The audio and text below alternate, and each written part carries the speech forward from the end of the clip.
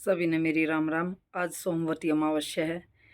जय कोई व्रत करना चाहे, अमावस के व्रत करना चाहे तो ये सोमवारी मावस तय शुरू होकर सोमवारी मावस पे ही 3 साल के बाद उदापन हुआ करे। अगर कोई रहना चाहे तो आज तक व्रत शुरू कर सके हैं। और सोमवती मावस की कहानी किस तरह है ये मैं कहूँगी, किसी लागे बताइयो। बोलो शिव शंकर भगवान की जय हो, सोमवती अमावस्या की जय हो। एक साहूकार के 7 बेटे 7 बहू और एक बेटी थी। साहूकार के घर पे एक जोगी भिक्षा लेने के लिए आया करता, तो साहूकार की बहू भिक्षा दे देती। जब कभी भी साहूकार की लड़की भिक्षा लेकर आती तो जोगी भिक्षा नहीं लेता था और कहता कि लड़की तो सुहागन है पर भाग्य में दुहाग लिखा हुआ है। यह सुनकर लड़की सुबकने लगती। माँ ने पूछा, बेटी तुझे किस बात की चिंता है? अब वह लड़की बोली कि एक जोगी भिक्षा लेने के लिए आता है और कहता है कि सुहाग तो है पर भाग्य में दुहाग भी लिखा है। यह बात सुनकर माँ बोली कि उस जोगी की बात मैं सुनूंगी। अगले दिन माँ छुप कर बैठ गई। जोगी भिक्षा लेने आया, लड़की भिक्षा लेने देने लगी तो आज भी जोगी ने वैसा ही बोला कि इसकी बात सुनकर माँ निकल कर बाहर आ गई और बोली कि हमें तुम्हें भिक्षा देते हैं और हमारे से ही ऐसी ऐसी बातें करता है, ऊपर से तू हमें गाली भी देता है। जोगी बोला कि मैं गाली नहीं देता, सच्ची बात कहता हूँ, इसके भाग्य में ऐसा ही लिखा है। तब माँ बोली कि अगर तुझे इतना ही मालूम है तो इससे बचने का उपाय भी मालूम होगा। योगी बोला कि 7 समुंदर पार एक सोना धोबन रहती है जिसने सोमवती अमावस्या कर रखी है। अगर वह इसे आकर फल दे दे तो इसका दुहाग टल सकता है, नहीं तो विवाह के समय सर्प के काटने से इसके पति की मृत्यु हो जाएगी। यह बात सुनकर माँ बहुत रोने लगी। अब माँ सोना धोबन के पास गई। रास्ते में बहुत तेज धूप पड़ रही थी तो एक पीपल के पेड़ के नीचे बैठ गई। पेड़ पर गरुड़ पंखनी का बच्चा रहता था जिसे सांप डसने आया तो साहूकारनी ने सांप को मार दिया और बच्चे को बचा लिया। अब गरुड़ पंखनी आई, जब जगह जगह खून देखा तो साहूकारनी को चोंच मारने लगी। साहूकारनी बोली, मैंने तो तेरा बच्चे को बचाया है और तू मुझे ही अपने चूत से घायल कर रही है। तो गरुड़ पंखनी बोली कि अच्छा, तो तुम्हें जो मांगना है तुम मांग सकती हो, तुमने मेरे बच्चों की रक्षा की है। साहूकारनी बोली, पहले वचन भरो।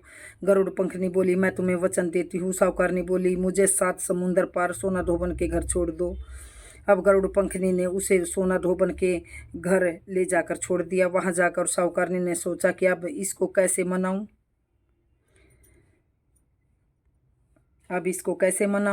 वे सोना धोबन के घर 7 बहू थी जो कि घर का काम करने के लिए आपस में हर समय लड़ती झगड़ती रहती थी। रात को सब सो जाते तो साहूकारनी सोना धोबन के घर जाती और उसका सारा काम कर देती और दिन निकलने से पहले ही चली आती। अब सारी बहू आपस में सोचने लगी कि सारे घर का काम कौन करता है, और वे आपस में भी एक दूसरे को कुछ नहीं पूछती। एक दिन सोना धोबन ने बहुओं से पूछा कि आजकल तुम आपस में लड़ती झगड़ती भी नहीं, सारे घर का काम भी कर लेती हो। अब बहू बोले कि काम तो हमको ही करना पड़ता है, लड़ाई करने से क्या फायदा। सोना धोबन ने सोचा कि आज मैं देखूंगी कि कौन सी बहू सारा काम करती है। रात को देखा कि एक लुगाई आई और घर का सारा काम कर गई। तो उसने अगले दिन फिर देखा वही, फिर साहूकारनी फिर आई और सारा घर का काम करने लगी। तो सोना धोबन ने उसे पकड़ लिया और बोली, तुम्हें क्या चाहिए? साहूकारनी बोली, पहले वचन भरो। तब सोना धोबन ने उसे वचन दिया, ऐसा बोला।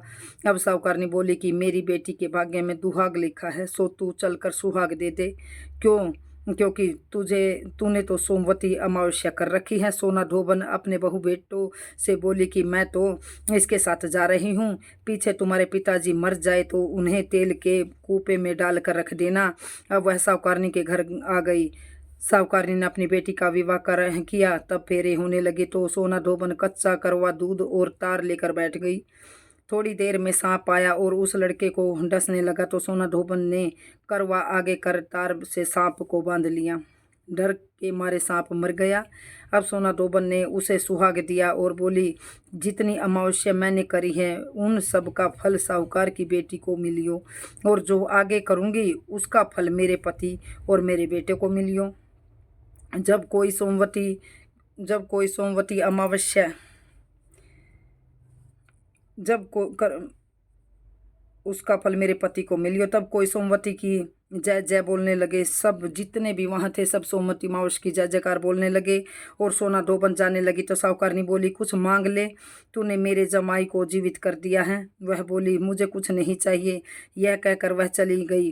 अब उसे रास्ते में फिर सोमवती अमावस्या आ गई। जब वह चलने लगी तो रास्ते में सोमवती अमावस्या आ गई। उसने पीपल के पेड़ के नीचे बैठकर कहानी कही, व्रत किया और पीपल की 108 फेरी लगाई। पीपल की पूजा करने के बाद वह घर पर गई और वहां जाकर देखा तो उसका पति मरा पड़ा है।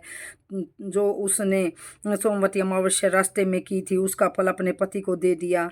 अब उसका पति जिंदा हो गया। सब कहने लगे कि तूने क्या किया जो यह जिंदा हो गया। तो वह बोली, मैंने तो कुछ नहीं किया। रास्ते में सोमवती अमावस्या आई थी, सो उसकी पूजा करी थी, व्रत किया और 108 पीपल की फेरी लगाई।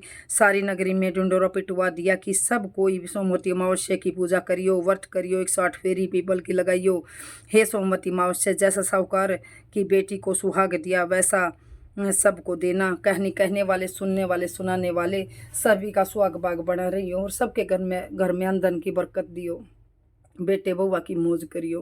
बोलो सोमवती अमावस्या की जय हो। अपने पितरा की जय हो। बोलो हर हर महादेव, शिव शंकर भगवान की जय हो।